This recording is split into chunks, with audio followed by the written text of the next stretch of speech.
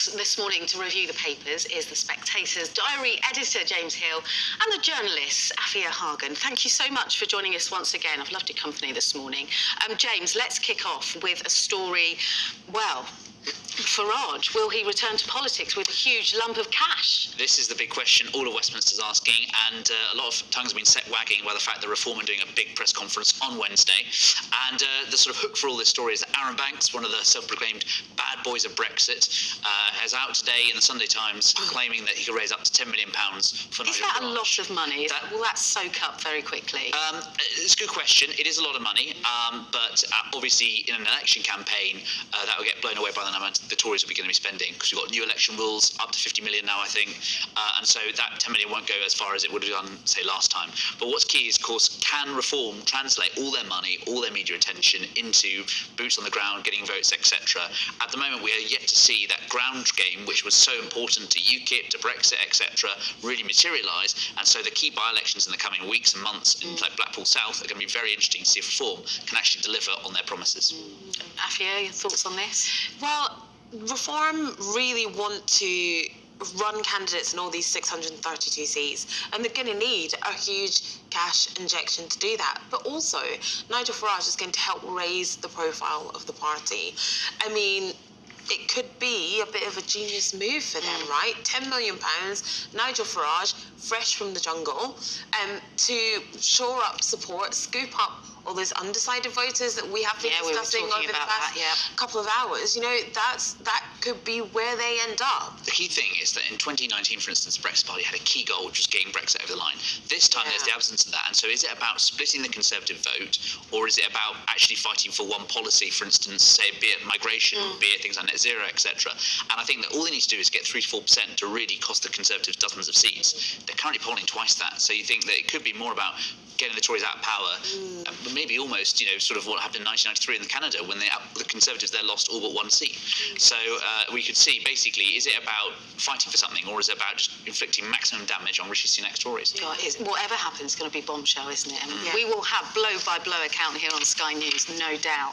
Let's move on, Afia, to... we've been speaking a lot about this, haven't we? It's in the Times. It's about the ban or the new rules on American XL bully dogs. They have to be kept on a lead, they've got to be muzzled, you have to have a certificate now, and you have to pay for that. Yeah, and these new rules that are coming into force essentially have come into force, and they are quite strict and quite stringent. Like you said, got to be muzzled on a lead, especially even if they're in a car, and the XL bullies can't be away from home for more than 30 days. And so there's been a lot of people rushing to adopt the XL bullies before the ban has come into place, because after that, you cannot sell them, you can't rehome them, you can't adopt them, they can't be given away by rescue charities. What happens to them? Well, if you have an XL bully and you haven't got a license for it, then you can take the XL bully to the vet to be put down, and you'll be compensated for that. And otherwise, people that have them will have to do the same thing. So charities, anybody that sells dogs, breeders, that is what you'll have to do to them. And there has been a real rush of people trying to adopt them before this happens. A lot of people saying that it isn't the breed's fault, it's about the owners. It's about the way the dogs are raised, about how they're socialized, about how they're exercised, about how they're trained. There's certain things that can bring out that something in their DNA that makes them dangerous. But if they are properly trained, exercised, looked after properly, if the owners do their job, then hopefully XL bullies can be safe dogs. Well, there have been reports of more than 350 attacks by these bully dogs this year. The interesting angle for me is what happening in Scotland, because of course this ban only applies to England and Wales. There's been lots of owners taking their dogs above the border, and I'll be interested to see if pressure therefore grows for a ban in Scotland as well, or to see if any kind of attacks rise as a consequence of these moves. Really interesting. James, talk to me about, this is in The Observer. Brexit. Most people regard Brexit as a failure. Yes, a big poll of about 2,000 UK voters. They said that 49% think that the UK has been bad for Brexit. Brexit's been bad for the UK. 22% say it has been good. And I think what's really interesting in this is, I think, first of all, is there going to be any party that really gives voice and sentiment to this? We haven't heard it really. Certainly not from Sir Keir Starmer. We haven't, no, because he's very conscious of his image as, Sir Keir Flip-Flop, the guy who was the architect of Labour's second referendum pledge in 2019.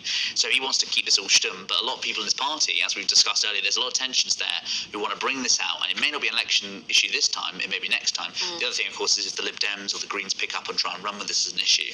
I think also, just to say, I think it's interesting that unlike Boris Johnson, for instance, who was always keen to link Brexit benefits to policies like the vaccine rollout, for instance, Rishi Sunak, even though he was someone who's a Brexiteer himself and supported, for instance, the Bletchley Park AI Summit, hasn't, for instance, linked the fact that the UK is diverging from the EU on AI, and that could have been an issue that he chose to make capital out of. So I think perhaps I'm really interested to see how this issue develops in the coming years and the election this year. Yeah, it's the elephant in the room, isn't it, for many people and politicians, certainly. Afia, you have picked a story. This is all about the Prince of Wales, Prince William, and his commitment to homelessness. Yeah.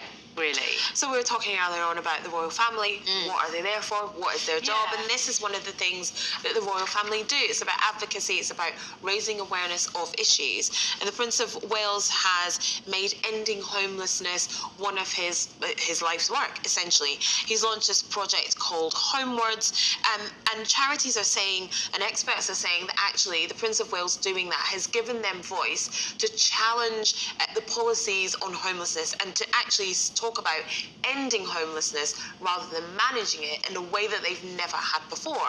So, earlier on this year, we had Suella Braverman saying that homelessness is a lifestyle choice, and charities felt empowered to come out and stamp that out and say, no, look, these are the issues that lead to homelessness, and be able to rally against her very strongly in a way that they haven't been able to do before, because the Prince of Wales has focused people's minds on ending homelessness, not just managing it. And so with Homewards, he wants to have 6 sites up and down the country, Aberdeen, Lambeth, a couple of the locations mentioned, and that will be about bringing together different resources, so Justice Department, as well as home building, as well as education, and all the issues that are connected to homelessness, to make sure that people are on a path to being rehoused. But that's what it's all about when it comes to homelessness. It's about ending it. It's about bringing together all those charities and experts that can help get people not just rehoused, but actually reintegrated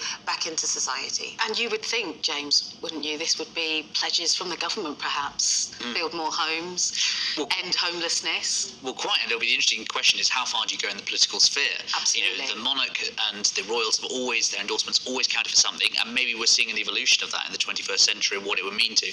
But I agree, everyone can agree we don't like homelessness. The question is, then how do you solve it? And will it be about planning disputes, building new homes, etc.? So I think that while it's Prince of Wales, social activism has to be applauded, he's got to be a bit careful if he wants to get involved in quite fraught political issues as we've seen in recent years. Indeed. Let's move on then, James. This is your story, isn't it, in The Observer? Yes. Okay, so warehouses and live stream basically kill the nightclub ravers, because you either sort of go all out, or like me and many of the gallery team, stay at home, keep cosy. Well, this is the danger, is that your bog standard high street club, the classic kind of middle of the market raving place, they're all going to be they're being shut down, unfortunately. The last year 125 venues have been forced to close due to the cost of living crisis, and frankly it's getting squeezed from both ends, because at the top end of the market you have in some ways the success, which is that you have these great big festivals, you have a lot of international market, etc. At the other end you see 1 in 5 under 25s now don't drink. You see a lot of people live streaming at home. You've got these ravers who hate to rave. They love the raving music, but they don't actually like going to smaller raving venues. And so the point is that the talent pipeline, which produced so many acts in the British in the 80s and the 90s in terms of raving and warehouse, etc., that's not going to keep coming through. And that's the danger, really, is that the knock-on and ancillary effects of this are going to hurt our nighttime economy, and it's something no one's really standing up for young people in their 20s and 30s on. Oh, completely. If you think about Manchester and the Hacienda closing down, that had huge links, didn't it, to the music industry? Yeah, and the ramifications of that are huge, because if young acts are coming through, they don't necessarily have a place to play. But on the other hand, everybody's just, putting things on TikTok these days, on social media. That's how artists are being found. Like, back in my day, can't believe I just said that, it was all about gigs. It was all about going out, seeing Live bands. music. Earlier on in my career, I was working, in music, finding bands. We went out to clubs and did that. And now people just sit home on TikTok. Well, yeah, that's me, I have to say. James and Afia, thank you so much for talking us through the papers. I really enjoyed that.